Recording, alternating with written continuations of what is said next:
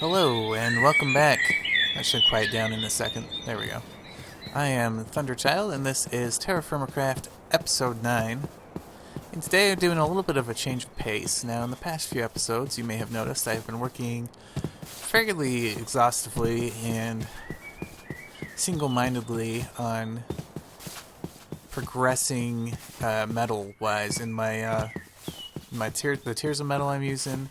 I've worked up from copper to bronze, and I started gathering stuff for iron. I got the bloomery door, but while that is the obvious thing to keep working on, I decided that it would probably be a good idea to take a little break from that and do some exploring. Now, I have just come off a several Minecraft Today search for like a twine, like jute.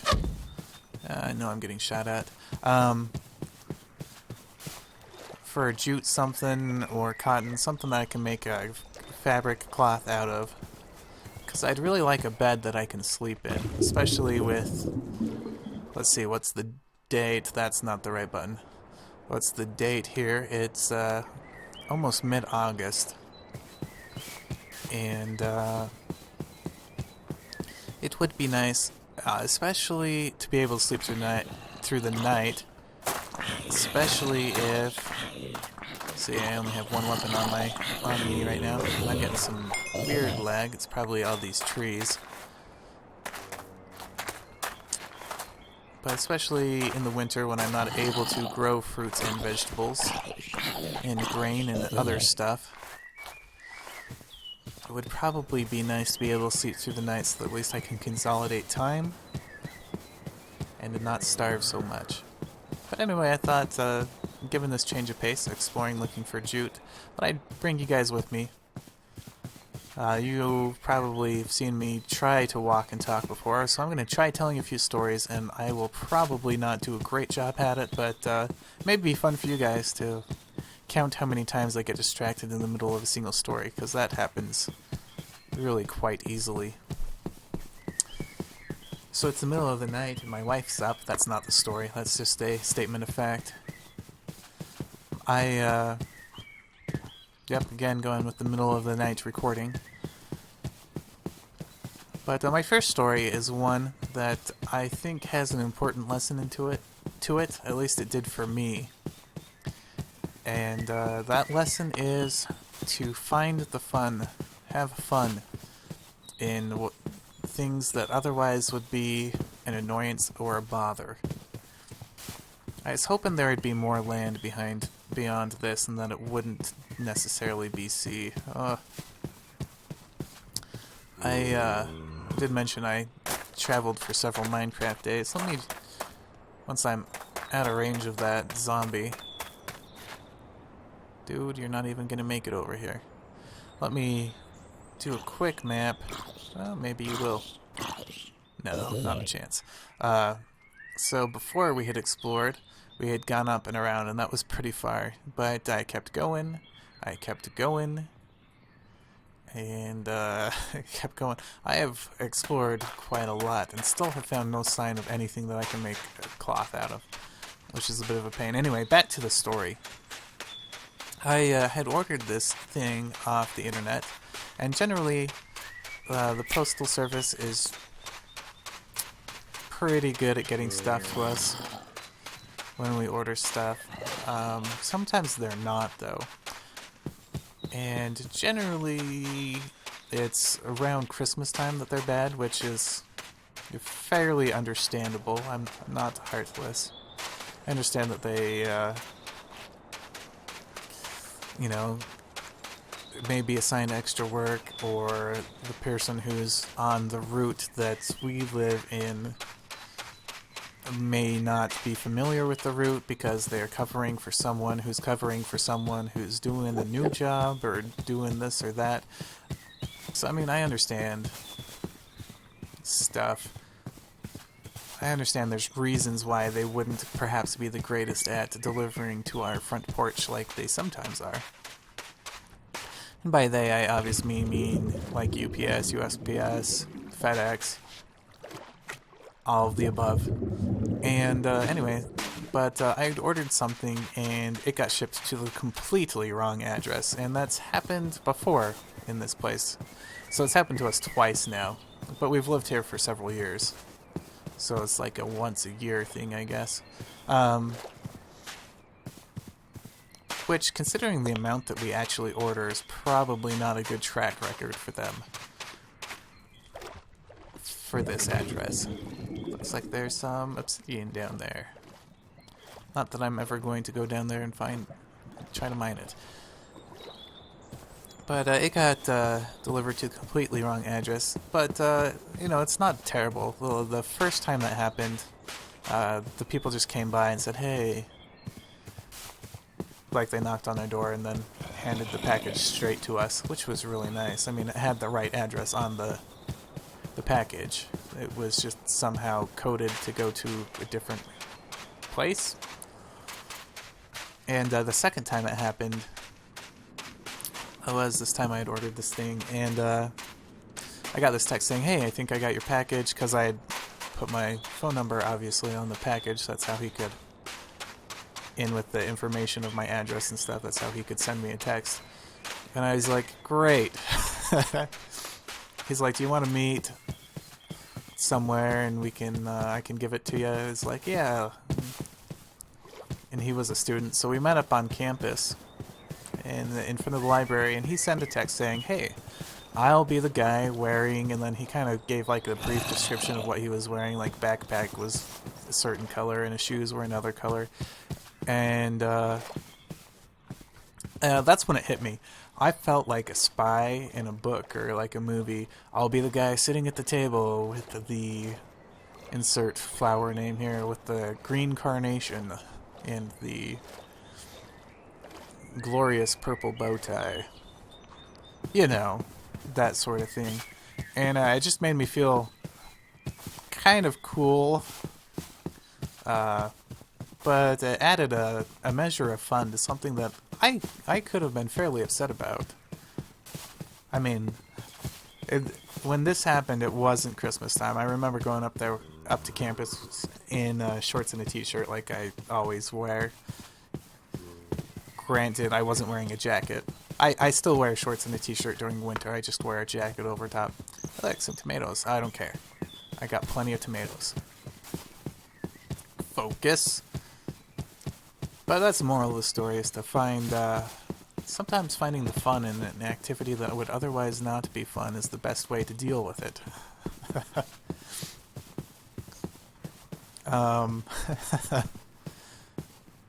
Yeah. So that's the first story that I wanted to share with you guys. Let's talk a little bit about the things I found during my first exploration. I found a bunch of fruit trees. You may notice I have plums on my bar. I found a bunch of fruit trees. I found plums, apple, a couple of lemon trees, banana, and that might be it. Or there might be another one. I don't know. I'm bad at counting, but that's been great because I really needed fruit in my diet in this game. Wow, how long is this northern journey through these woods going to last? Is that... Oh, ambient environment is on to full. Hello, creeper. Oh, looks like we may be to the edge. Yeah, this is definitely clearer ground. Hello, cows. Well, I'm probably still close enough to home. No, I'm not. To get there easily. There's a horse here that's gaining some health back. I wonder what hit him. Could have been me. Could be that fire. Slash lava. There's lava on top of those pumpkins. Okay. Focus.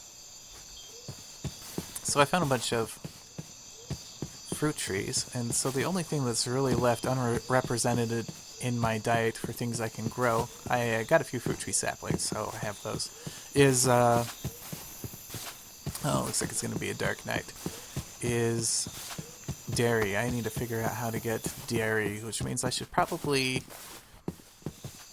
lure a couple of cows over to my area, pen them up, and feed them consistently so that they feel, what's the term for it? familiarized.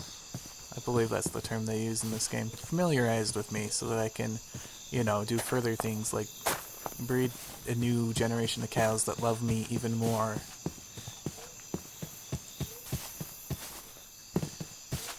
And stuff like that. So, fruit trees, that's great. So that kind of meant that my trip was a success.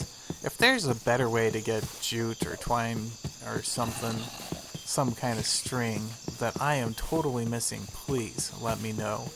I am new to Terrafirmacraft, if you couldn't tell. But it would be nice to be able to have more resources like that. Every once in a while, the torch I'm holding flickers out, and it scares me. Well, let's not fall to our deaths. I got a straw hat for that jump. As a congratulations, you can jump over a ravine in the middle of the night. You failed at that once before, if you remember right. Actually, the time I died from that was in the daytime. Hello, you beautiful home, you. There's that metalworking area that I'm avoiding this episode. But let's look at our map a little bit more. That's really quite the journey. That's most of the island that I'm on. Yeah. Really don't know where to go from here with that. Maybe up in this area there's some more unexplored sections. Not 100% sure. Anyway guys, I'm going to cut here and wait until day, and then we can go out on explorations again. I will be back. Okay, we're back, and we're going to continue the journey. I kind of cleared out my inventory from what I had before, regardless of whether or not I showed you my inventory before. Hello, little torch. That is south. I want to be heading north. Where am I going? I don't know. Look, there's my previous forage area. Anyway, I wanted to talk about some of my interests. Now, you may or may not know this about me, but there's a few things that I live to do. And one of those things is backpacking. Now, not the European kind of backpacking, I'm talking about the camping. Carrying everything you need to go camping on your back and walking into the woods. Generally up mountains and other, fun hills. It looks like there's some donkeys up there. And at first thought, that may not be something that you think someone like me would enjoy. Look, hematite. I spend a lot of time in front of a computer, and while I consider it one of the few things that I live to do, I find that camping is also falls into that category nicely. If I'm swimming, I might as well be filling up my thirst bar, even if I am already pretty full.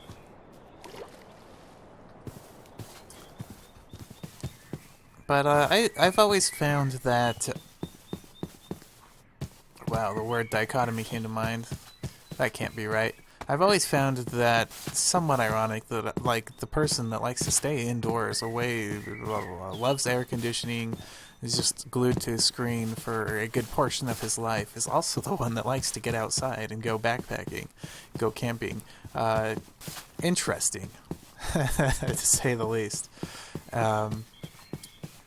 And then some of my other hobbies are more mild. But I think it's because, as a kid, we'd go camping a lot with my family. My parents are not poor by any stretch of the imagination. I would say that they are upper middle class.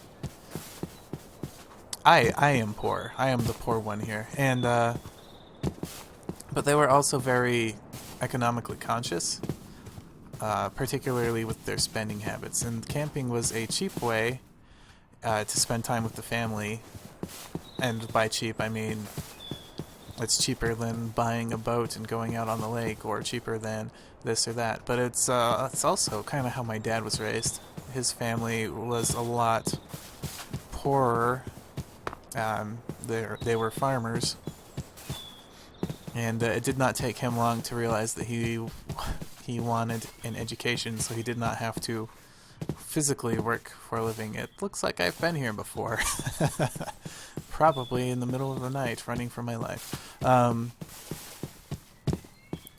Yeah. It's, so the fact that I like camping probably goes back to the fact that it's something I did a lot as a child. Because it's something that my dad's family did a lot when they were younger. And my mom's family did do it to some degree, but they always, okay, this is me talking, the guy who likes to put on a backpack and go into like the farthest reaches of the wilderness. But they also, their definition of camping is looser than my definition. They had a trailer, motorhome, which is not camping at all in my opinion. If you're leaving home, you should not be bringing home with you. If that makes any sense at all. But it's one of my great hobbies. I'm to the point where I even like making my own dehydrated meals, because I'm a cheapskate. Granted, I could buy the freeze-dried stuff, but it does not taste anywhere near as good as Adam's homemade. Adam's my first name. If you don't know that, I've said that a few times. But anyway, Adam's homemade gourmet dehydrated meals. If you type in Hungry Hammock Hanger into the YouTube search box, you'll find a guy that does a really good job of explaining some of the basics of dehydrating meals. And I should put a link to his channel in my description. If I remember, I will do that. I'm generally not the best at remembering to do stuff like that, so I hardly ever promise to do that. Just because I never think about it. Now we're getting those lag spikes again. Previously I have just restarted the program. I get them a lot when I'm by the ocean. Maybe it's an ocean thing. Maybe it's, I've had some of the Feed the Beasts I've played. For some reason, I've had a real hard time. Like, my computer has lagged down way, like, just killed the FPS for squid spawns. So maybe that has something to do with it. See, we're getting better frame rate now that we're away from the actual ocean, which is a pity, because I like the ocean. It's like the one true flat thing. And now more met lag spikes. But this is kind of the direction I wanted to go. Anyway, some of my other hobbies, I like reading. And lately I've been doing a lot of stuff on my phone. I really enjoy that I can read on my phone. It's convenient, and I don't have to carry books around with me. My wife is one of the nostalgic readers who really cares about having her paper copy, and a book is an experience, you know. But to me, that really doesn't matter as much as the actual words. Now, there's times when I've thought about going into writing, but I think I just like thinking about going into writing. I don't think I'll ever actually do it. I'm really good at coming up with fun story ideas, or story ideas that would be fun for me to write about if in fact I ever got around to writing. But maybe I'll share some of those sometime. Because odds are you will never read them in a book.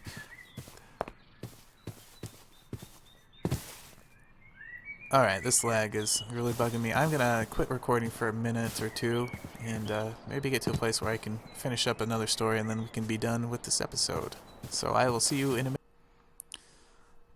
Hello, welcome back. I have a important story to share, and I think I'm going to get to it this time. I've talked to my wife and she says it's okay to share. As a matter of fact, she encourages it.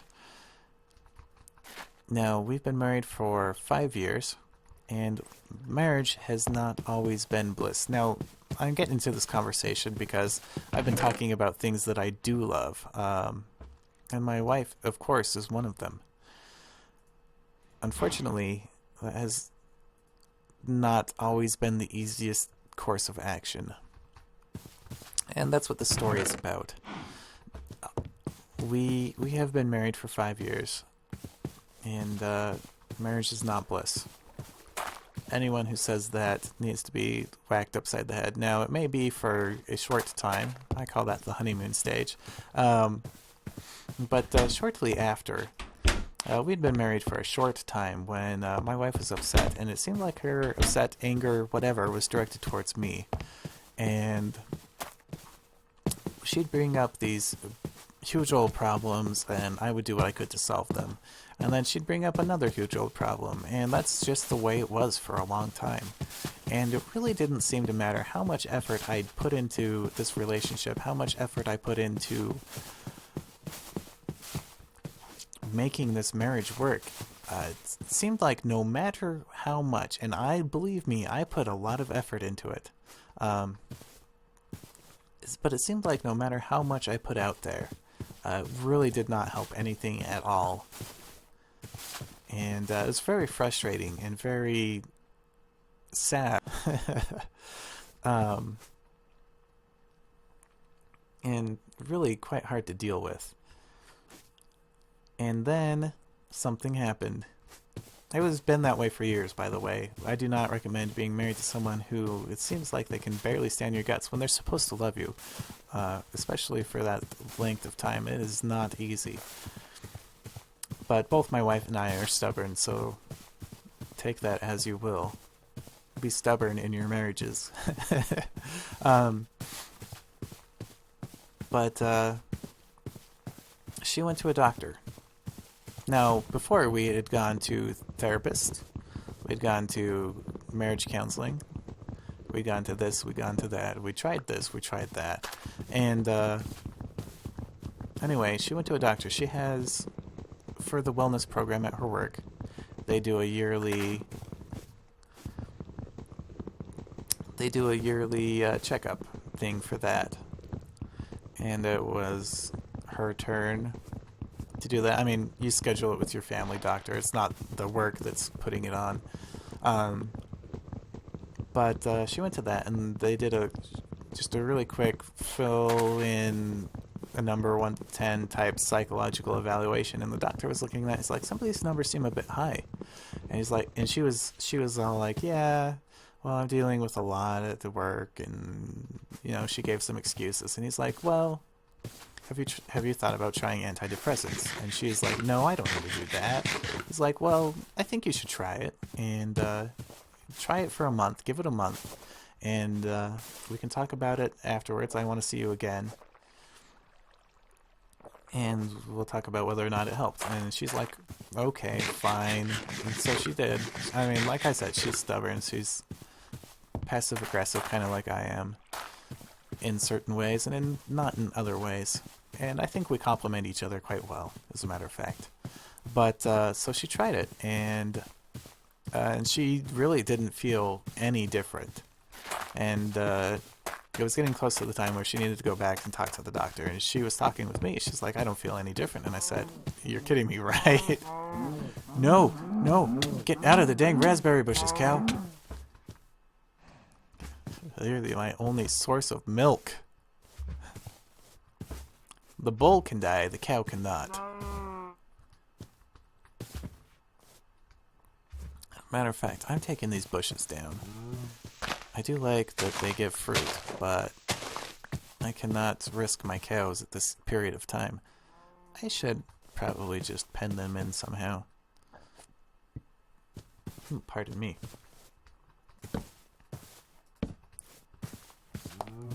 Get around that, cows.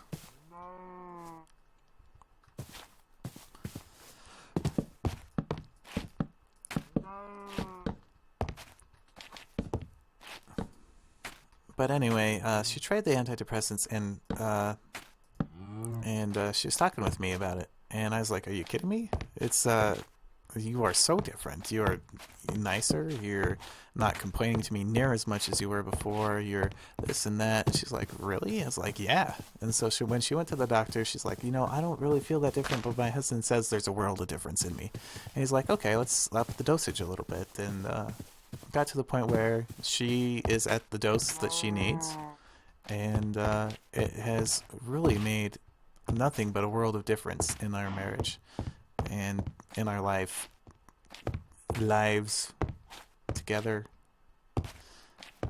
individually, whatever I'm trying to say there.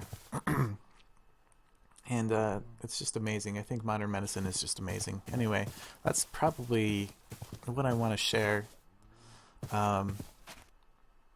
Sometimes, and the moral of the story is, if you think you have depression, definitely get help, because it's very, very treatable and very prevalent. I've talked to a lot of people lately who have gone through something similar, which is, the bad part about it is that this went on for years and years. I say that like it was like a ton of years. It was like 3 years. It felt like a ton of years. But the good part about it is it's something that's so easily treatable, and it's not something that you should have to deal with for years and years. Anyway, guys, I know that's a really heavy topic conversation, and I'm sorry for putting you through that. But thanks for your patience. And anyway, thank you so much for watching, and as always, have a great day.